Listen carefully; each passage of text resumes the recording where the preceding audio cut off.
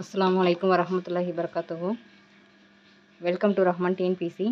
நம்ம ரஹ்மான் டிஎன்பிசி சேனலில் வந்து பார்த்திங்கனாக்கா பாலிட்டி, ஐஎன்எம், தமிழ் இந்த 3 இதுவுமே வந்து பிடிஎஃபாக கம்பைன் பிடிஎஃபாக 6th to 12th வரைக்கும் இருக்கக்கூடிய கம்பைன் பிடிஎஃபாக ரெடி பண்ணி வச்சுட்ருக்கோம்.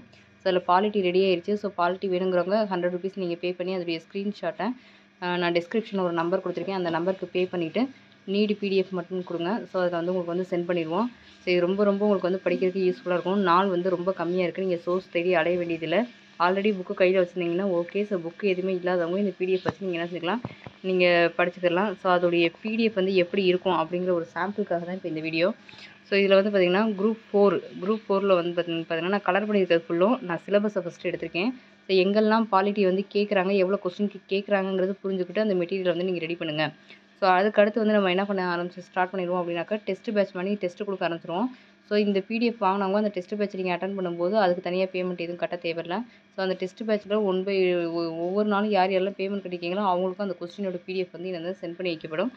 ஸோ நெக்ஸ்ட்டு வந்து இப்போ குரூப் 4 எக்ஸாமில் வந்து பார்த்திங்கன்னா கலர் பண்ணியிருக்கேன் பாருங்கள். குரூப் 4 எக்ஸாமில் இதில் 15 கொஸ்டின் வந்து என்ன செய்கிறாங்க கேட்குறாங்க. இது ஆல்ரெடி நம்ம வந்து ஒரு அப்ஸ்ட்ராக்டாக பார்த்தோம். ஸோ இதில் நான் கலர் பண்ணி என்னென்ன டாப்பிக்லாம் இருக்குங்கிறதையும் கலர் பண்ணியிருக்கேன். ஸோ அப்போ குரூப் 4ல் நம்மளுக்கு வந்து கண்டிப்பாக வந்து என்ன ஆகுது, குரூப் 4க்கும் குரூப் 2 2A ப்ரிலிம்ஸ் ரெண்டுக்குமே வந்து ஒரே சிலபஸ் தான். ஸோ அதனால் ரெண்டுக்குமே வந்து பார்த்திங்கன்னா இந்த 15 கொஸ்டின் வந்து அவங்களுக்கு வந்து என்னாகும், உங்களுக்கு கம்ப்ளீட்டாக வரும். ஸோ அடுத்து குரூப் 2 2A மெயின்ஸில் வந்து பார்த்திங்கன்னா இங்கே வந்து administration of states with reference to Tamil Nadu அதில் வந்து என்ன செய்கிறாங்கன்னா 30 கொஸ்டின் வந்து கேட்குறாங்க. ஸோ அடுத்து வந்து அதே இதில் யூனிட் குரூப் 2 மெயின்ஸ் இருந்தது. ஸோ குரூப் 2 மெயின்ஸில் வந்து பார்த்திங்கன்னா 60 மார்க்குக்கு இங்கே வந்து ப்ரிலிம்ஸை பொறுத்தவரையும் கொஸ்டினை மெயின்ஸுன்னு வந்துருச்சு அப்படின்னாக்கா வந்து என்ன செஞ்சிடும் அப்படின்னா குரூப் 2A மெயின்ஸ் தான் அப்ஜெக்டிவ். அதனால் இந்த இடத்துல 30 கொஸ்டின்னு கொடுத்துருக்காங்க. நீ அடுத்த வரலாம் பார்த்திங்கன்னா மெயின்ஸை பொறுத்த வரைக்கும் மார்க்கில் தான் சொல்லுவாங்க. ஸோ இதில் கான்ஸ்டியூஷன் பாலிட்டின்னு சொல்லுவாங்க. இது வந்து குரூப் 2 எக்ஸாமுடைய மெயின்ஸுக்கு 60 மார்க்கு கேட்குறாங்க. ஸோ அதுக்குமே நீங்கள் சமச்சீர் புக்கை ஃபஸ்ட்டு படிச்சுட்டு தான் நீங்கள் அவுட் படிக்கிற மாதிரி இருக்கும். எதுக்கு மெயின்ஸுக்கு. அடுத்து குரூப் 1A குரூப் 6 இதெல்லாம் சொல்கிறாங்க. இது என்னென்னா assistant conservator of forest and forest apprentice. இந்த இதுக்கும் பார்த்திங்கன்னா அதாவது குரூப் 1 இருக்கக்கூடிய எல்லா எக்ஸாமுக்கும் 1A 1B 1C இந்த எல்லா எக்ஸாமுக்கும் ஒரே ப்ரிலிம்ஸ் தான். ஸோ அதில் வந்து பார்த்தோம்னாக்கா நம்ம பாலிட்டி இந்தியன் பாலிட்டி 40 கொஸ்டின் வந்து கேட்குறாங்க. ஸோ அடுத்து வந்து யூனிட் 3ல் வந்து பார்த்திங்கனாக்கா polity constitution polity governance and in India specific. இது வந்து அது பார்த்திங்கன்னா அதே 1 அப்படின்னா 1ஓட மெயின்ஸ் இது. இந்த 100 மார்க்ஸ்னு கொடுத்துருக்காங்க இல்லையா, இது வந்து மெயின்ஸு. ஸோ ஃபஸ்ட்டு ப்ரிலிம்ஸ் பார்த்துட்டோம், அடுத்து மெயின்ஸ். அதேமாதிரி 1B அப்படின்னு சொல்லி பார்த்திங்கன்னா 1B ப்ரிலிம்ஸில் 40 கொஸ்டின், அதேமாதிரி 1B மெயின்ஸில் வந்து பார்த்திங்கனாக்கா இங்கே நம்ம பார்த்த மாதிரிக்கே வந்து என்னது 25 மார்க்ஸுக்கு வந்து கேட்குறாங்க. சரியா குரூப் 1 நம்மளோட குரூப் 1 பொறுத்த வரைக்கும் 60 மார்க்ஸுக்குலாம் நம்ம பார்த்தோம். சாரி குரூப் 2ல் வந்து 60 மார்க்ஸ் பார்த்தோம். இங்கே வந்து என்னது 25 மார்க்ஸுக்கு கேட்குறாங்க. ஸோ இதுக்கு முன்னாடி பார்த்த குரூப் 1 வந்து பார்த்திங்கன்னா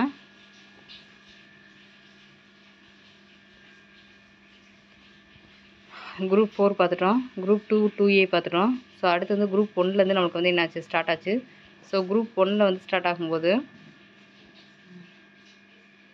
இது 1A 6A இதுக்குரிய ப்ரிலிம்ஸுக்கு வந்து 40 கொஸ்டின் தான். அடுத்து அந்த 1Aக்குரிய மெயின்ஸுக்கு வந்து பார்த்திங்கனாக்கா எவ்வளோ கொஸ்டின் மெயின்ஸ் அதுக்கு எவ்வளோ கேட்குறாங்க 100 மார்க்கு. இது 1Aக்கு இப்போ நம்ம பார்த்தது. அடுத்து வந்து பார்த்திங்கனாக்கா 1B எடுத்துக்கிட்டோம் அப்படின்னா ப்ரிலிம்ஸில் வந்து எவ்வளோ கேட்குறாங்க அப்படின்னா அதே 40 கொஸ்டின் தான். ஆனால் மெயின்ஸில் வந்து எவ்வளோ கேட்குறாங்கன்னா 25 மார்க்ஸ் மட்டும் தான் கேட்குறாங்க.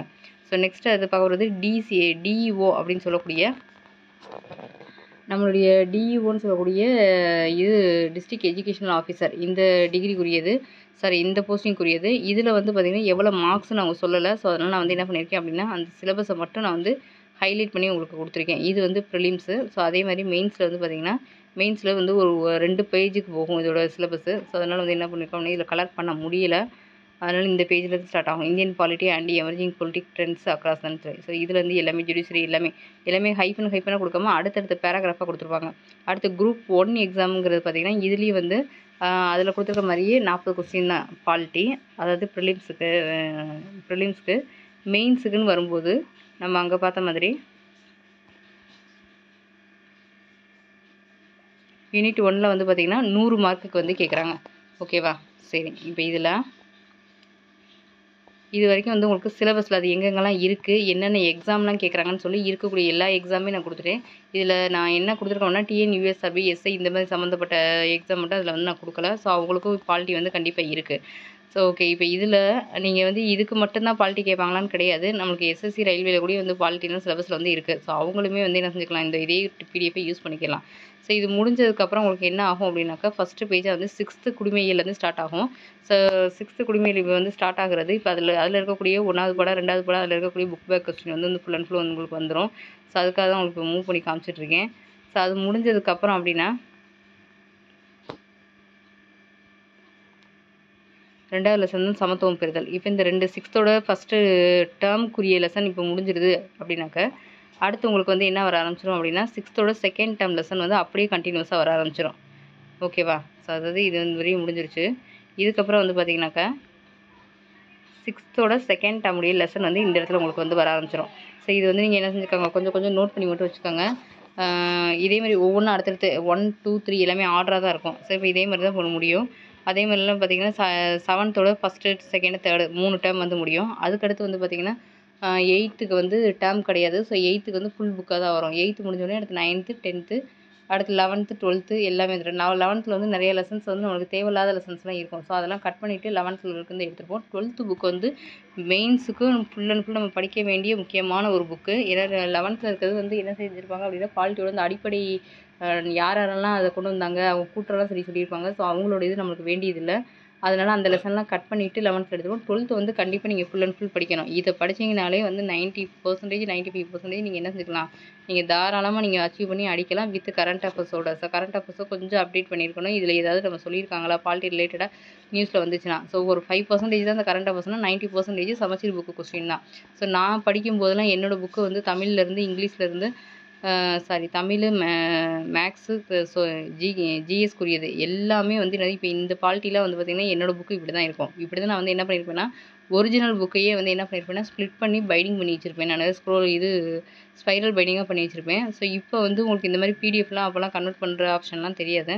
அப்படி பண்ணியிருந்தா கூட நாங்கள் என்ன பண்ணியிருப்போம்னா, இதே மாதிரி பிடிஎஃப் எடுத்து ஒரு ஜெராக்ஸ் கூட எடுத்து பைண்டிங் பண்ணி விட்டுருப்போம். ஸோ அப்போ வந்து புக்கையே வந்து என்ன செஞ்சது, தனித்தனியாக பின்ன கழட்டி அந்த பேஜெல்லாம் மேட்ச் பண்ணி படித்தனால தான் என்னால் வந்து அங்கே கொஸ்டின்லாம் வந்து கரெக்டாக இது 8th கேட்டிருக்காங்க, இது 9th கேட்டிருக்காங்க, இது 12th கேட்டிருக்காங்க அப்படிங்கிறதெல்லாம் ஐடென்டிஃபை பண்ணி அது கரெக்டாக இல்லையாங்கிறத நாங்கள் எக்ஸாம் எழுதி செக் பண்ணுறது கூட எங்களுக்கு பேஜெலாம் நல்லா ஞாபகம் இருந்துச்சு.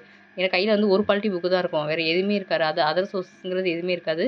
பாலிட்டி புக்னா பாலிட்டி புக்கு ஒன்றா சேர்த்து சமச்சீர் மட்டும் படிப்போம். ஸோ கொஸ்டின் பேங்க் இருந்தால் கொஸ்டின் பேங்க் வாங்கிடுவோம். இல்லை டெஸ்ட் பேட்சில் நம்ம என்ன செஞ்சுருப்போம், ஜாயின் பண்ணியிருப்போம்.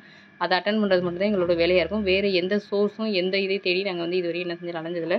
இந்த பாலிட்டி புக்குன்னு கிடையாது, ஐஎன்எம் புக்காக இருக்கட்டும், ஹிஸ்ட்ரி புக்காக இருக்கட்டும், சயின்ஸாக இருக்கட்டும், எல்லாத்தையுமே இதே மாதிரி தான் என்ன செஞ்சுருப்போம்னா எல்லாத்தையும் ஒன்றாக்கி எல்லாத்துக்கும் ஒவ்வொரு புக்கு தான். பாலிட்டினா அதுக்கு ஒரு புக்கு தான், இது மேக்ஸ்னால் அதுக்கு இந்த ஒரு புக்கு தான், ஹிஸ்ட்ரினா இதுக்கு இந்த ஒரு புக்கு தான். அப்படி அந்த மாதிரி வச்சு படிக்கும்போது என்னோடய சோர்ஸ் வந்து ரொம்ப கம்மியாகவும் இருக்கும். ஸோ அதே சமயத்தில் அந்த ஒரு புக்குக்குள்ளேயே டவுட் இருந்தால் முன்ன பின்னே எல்லாமே பார்த்துக்கலாம். இது இப்போ நேருவை பற்றி முன்னாடியும் சொல்லியிருக்காங்க, பின்னாடி ஒரு லெசனையும் சொல்லியிருக்காங்கன்னா வேறு இதாக இருக்கும். ஆனால் இது இப்போ வேறு டாபிக் மத்திய மாநில உறவுகள் அப்படின்லாம் சொல்லும்போது 10th கொஞ்சமாக கொடுத்துருப்பாங்க, அடுத்து 12th வரும்போது டீப்பாக கொடுத்துருப்பாங்க. ஸோ 2க்கும் வந்து முன்னாடி பின்னாடி எடுத்து பார்த்துக்கலாம். ஏதாவது ஒரு வருஷம் தப்பாக கொடுத்துருந்தாலும் முன்னாடி பின்னாடி எடுத்து 2க்கும் என்ன டிஃப்ரென்ஸ் இருக்குங்கிறதையும் நீங்கள் என்ன செஞ்சுக்கலாம், பார்த்துக்கலாம்.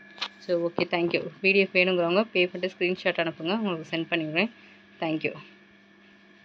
ஸோ கண்டினியூஸாக படிங்க. அதுக்காக பிடிஎஃப் கையில் இருந்தால் தான் படிக்க முடியுமான்ட்டு அப்படிலாம் கிடையாது. ஸோ இது ஒரு ரிவிஷனுக்காக நீங்கள் வந்து எங்கேயாவது வெளியே போகிற இடத்துலையோ இல்லை நீங்கள் உங்களோட கையில் புக் இல்லாத டயத்துலையோ நீங்கள் வந்து படிச்சுக்கலாம். கையில் ஆல்ரெடி புக் வச்சுருந்தீங்கன்னா ரொம்ப நல்லது. இல்லை இந்த பிடிஎஃப் வச்சு படிக்க போகிறீங்கன்னா நீங்கள் ஜெராக்ஸ் எடுத்து படிக்கிறது ரொம்ப ரொம்ப ரொம்ப ரொம்ப ப்ரிஃபரபிள்.